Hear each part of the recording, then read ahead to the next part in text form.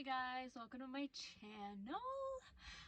Today I'm doing a God Talks video. So yeah, this one is about Reiki, Reiki healing. I read this passage and instantly thought, okay, let me do a video. This one talks about Reiki and Christianity. Okay. Reiki is becoming more popular every day, and so many Christians have begun to show interest in this healing system. Some have even started practicing it.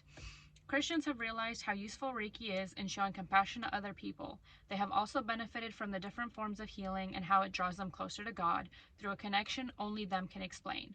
Reiki healing art is quite similar to what Jesus Christ did during his time on earth because it involves laying of hands. This makes it particularly appealing to Christians.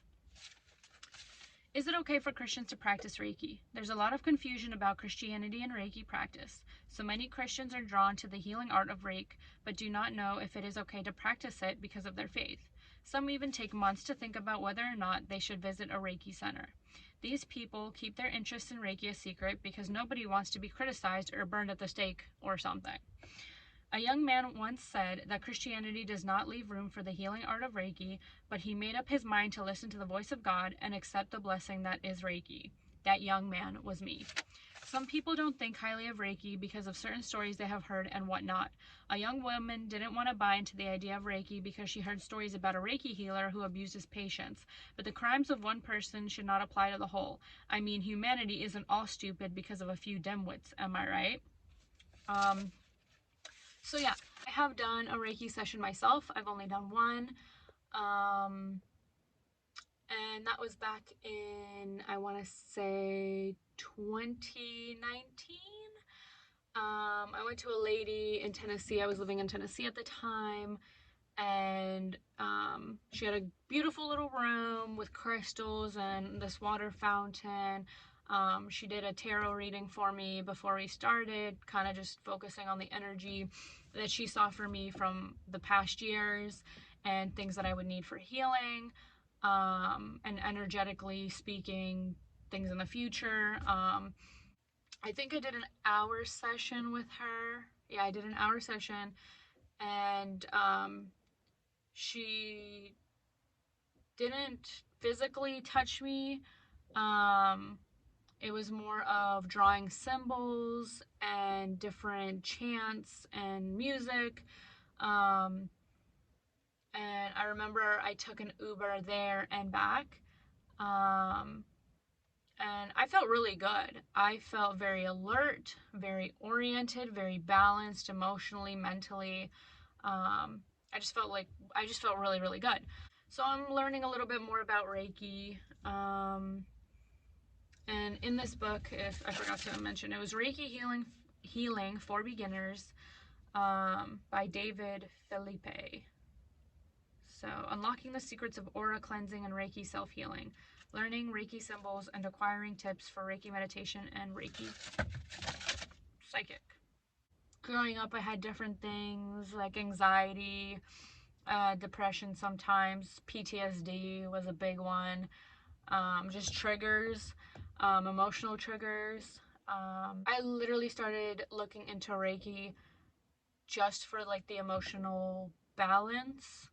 But I'm learning more about it. From this reading in the book, it discusses Christians. I am a Catholic, so the difference between Catholicism and Christianity is that Catholics, when it comes to the Eucharist, we believe that it is the physical representation of Jesus's body, and that the wine is the physical representation of Jesus's blood. Christians don't believe, they believe that it's just a symbol, that the Eucharist and the wine is a symbol of the Last Supper representation. But as Catholics, we wholeheartedly believe that the Eucharist and the wine does turn into the body and the blood of Jesus Christ.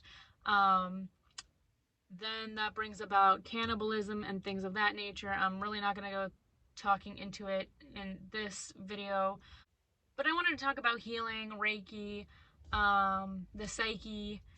I believe that subconsciously we can definitely heal ourselves. I believe we have an intuition, at least on an emotional level, on a mental level. Our mind is very powerful, very strong. We would not have certain things like anxiety, PTSD, depression if we didn't have feelings. And if we didn't have feelings, then we wouldn't have thoughts. And our thoughts create our feelings, which then create our emotions, which are our feelings. But that comes to my talk of intuition. There are times that my intuition has spoken to me and I didn't listen. Like, for example, I had a dream I got into a car accident and that actually happened and it was really bad. And I woke up thinking, oh, it's just a dream. And it was a very extreme dream. Like, it was a very bad accident. And I was thinking, okay, like, really? Come on, let's not be afraid. And but then it ended up happening. Like 2 hours later, I ended up getting in that exact accident that I dreamt about. And then a lady that I spoke with today mentioned that some guy driving a company truck rammed into the back of her parked car early in the morning, and her totaling the back of her car and pushing it into like 2-3 other cars, damaging like 2-3 other cars. And she was like, oh, it's interesting you bring that up, the point of intuition and dreams and things like that, because that night in her mind told her, like, move your car. But she just drove, she said she drove like 2 hours that day. She took her kids somewhere and she was super tired. She had to get them dinner, get them to bed. And when she was in bed, she heard, move your car. And she didn't move her car. And then this happened. But now it's a blessing in disguise for her. My situation really wasn't a blessing. It was more of a setback. But it also made me think of in childhood when you live in a survival-based mentality, you have to be mentally strong and think, oh, I'm not going to be afraid of that. I'm not going to be afraid of that. Don't be afraid. Don't be afraid. Go ahead. So when I have these dreams or when my intuition tells me certain things, or I have these inner feelings, it's like, oh, I'm not going to be afraid. I'm going to keep pushing through. But I've had to learn in certain circumstances that that's not always the best thing. That's pushing through, not being afraid, not the best thing. It's very wise to listen to your intuition and, be like, oh, I had a bad dream about that, or I had a bad feeling about that, or this person gives me a bad feeling, those kinds of things. An example of that, I had a dream when I was interviewing babysitters and daycares for my daughter. I had a dream that my daughter was on the floor naked, only in a diaper, face down, and I wasn't sure if she was like conscious or breathing. And all I could see was just her lying on the floor naked in a diaper next to a yellow crib. And I woke up and I was like, yeah, that's a no. And I was like, why would I have a dream about that? I don't have a crib for my daughter. My daughter doesn't sleep in a crib. So, like, why should I be afraid of that? Well, 2 days later, as I was interviewing daycares, out of all the prospects that I had interviewed with and gone to, the daycares, only one lady had a yellow crib. And it was in my dream, it was in the exact same corner of the room that I saw in my dream.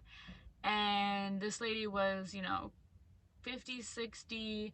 She had a hard time going up and down the stairs. I noticed that. But, if I didn't have that dream, I probably would have chosen her because her place was immaculate, clean, super friendly, but my intuition, even when texting her, was like, no, no, no, no, no, no, no. Had I not listened to that, and she was the only lady with this yellow crib, and it was a yellow crib. Like, I've seen, you know, wooden cribs and like white cribs, black. No, this car keeps circling around my car, talking about weird feelings. But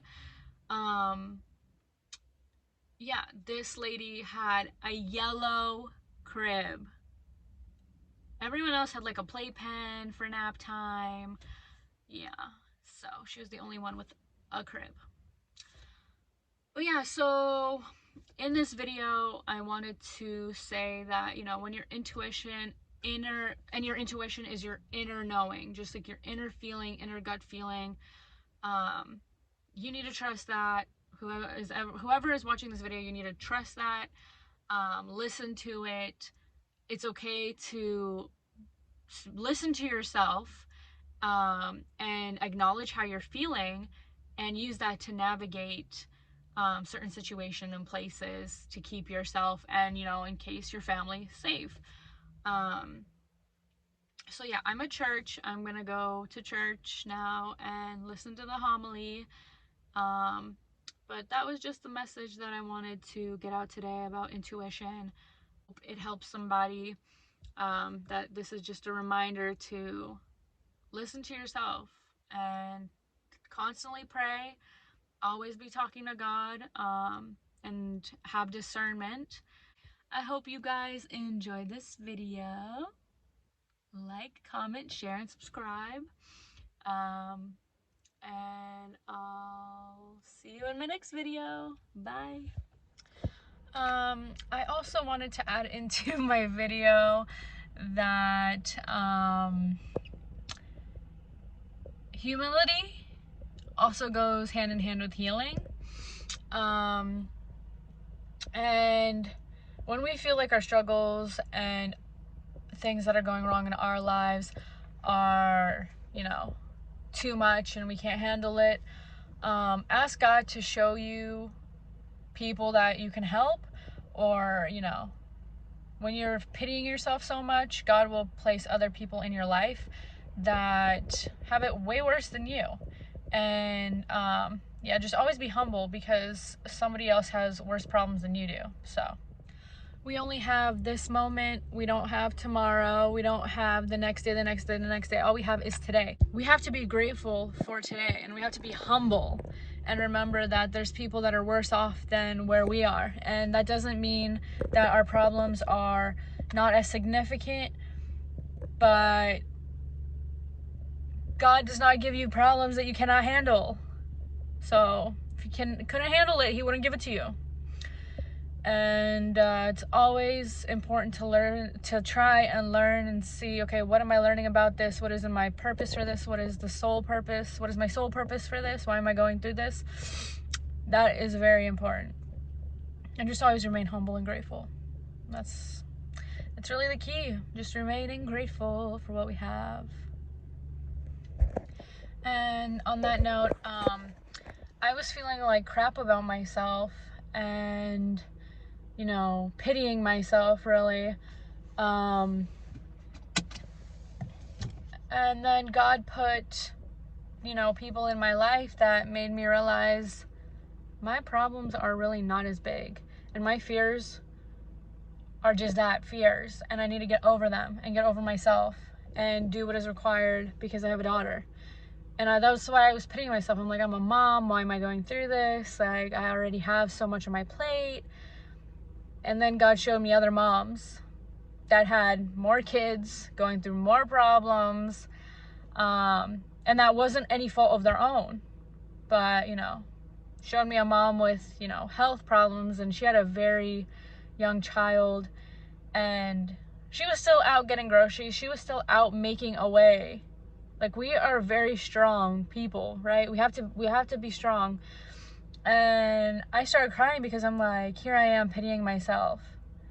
And yet here's this woman with a really small baby and health problems, like severe. And here I am complaining. Here I am feeling sorry for myself. my issue barely even touched the surface of hers.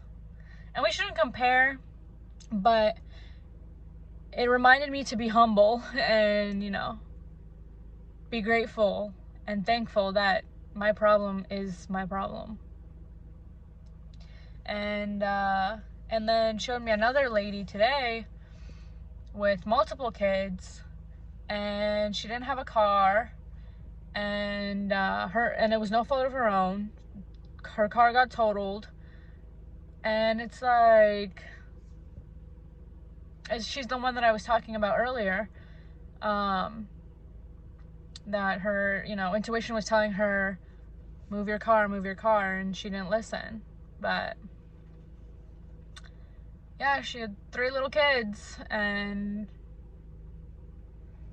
doesn't have a car right now and waiting to get a check, get a claim. So yeah, I'm grateful and thankful for everything that I had, and it put everything in perspective, that we're way more blessed than we think we are. We have so much than we think we do. So always have to remain humble and grateful, and just keep praying. Well, I'm going to end the vlog here. I hope you guys have a great night or the rest of your day or whatever time you're watching this. And just remember, stay positive, even when it's hard, and remain humble.